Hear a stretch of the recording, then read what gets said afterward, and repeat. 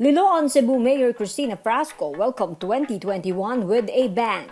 The Lady Mayor had her own pasabog to mark the new year, but it didn't involve fireworks.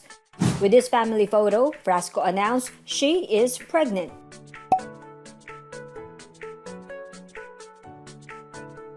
Her husband, Cebu Representative Duke Frasco, shared the same pasabog on his Instagram.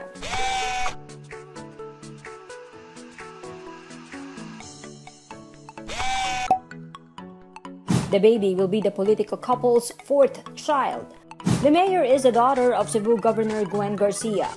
The lady governor is going to be a grandmother again.